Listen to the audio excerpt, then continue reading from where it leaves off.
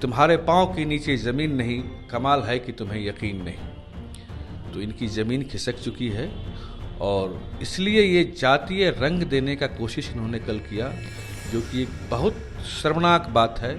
जहां गोली चली है बेगूसराय में, उन सब जगह का नाम मेरे पास में है।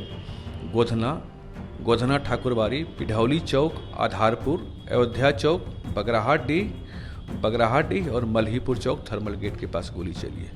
कहाँ इसमें मुस्लिम का कोई भी इलाका है?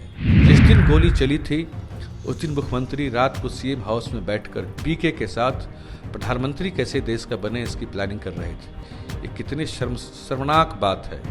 जैसी संगत वैसा गुण।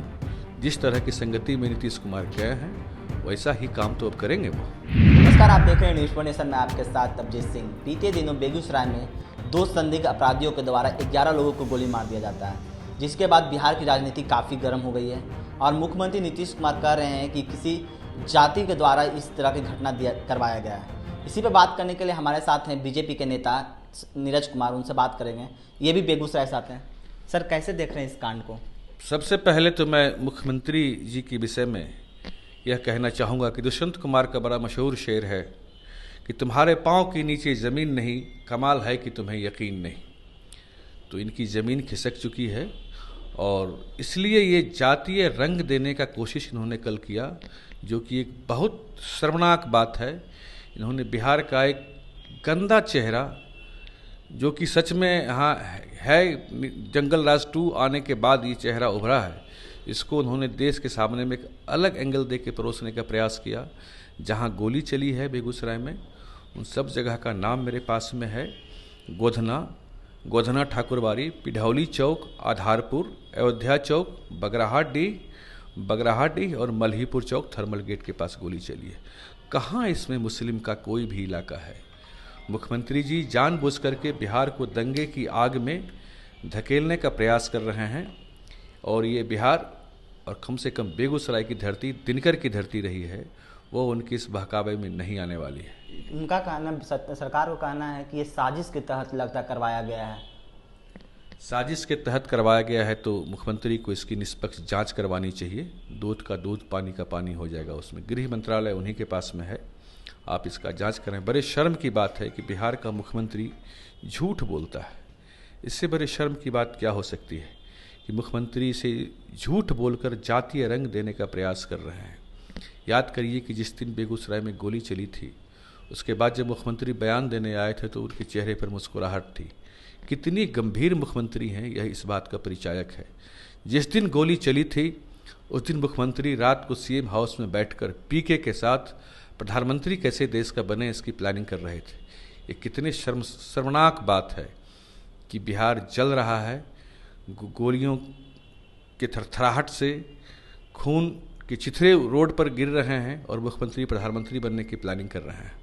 इससे ज़्यादा शर्मनाक बात एक मुख्यमंत्री के लिए कुछ हो भी नहीं सकती। और खैर, ये हो भी क्यों नहीं। जैसी संगत वैसा गुण। जिस तरह की संगति में नीतीश कुमार गए हैं वैसा ही काम तो अब करेंगे वो, और वही वो कर रहे हैं।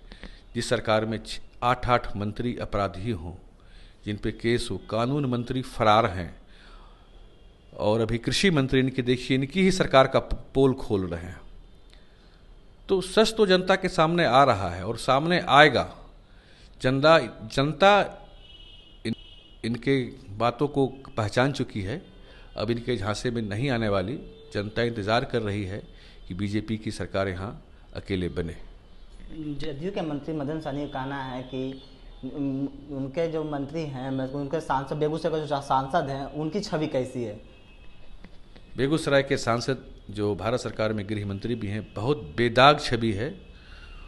उन्हें हिंदू हृदय सम्राट भी कहा जाता है और उन पे कलंक लगाने का प्रयास ये सूर्य पे कीचड़ फेंकने जैसा है। ये सब बेवजह की, बेकार की बातें हैं। और अगर उनका ये आरोप है तो किसने रोका है?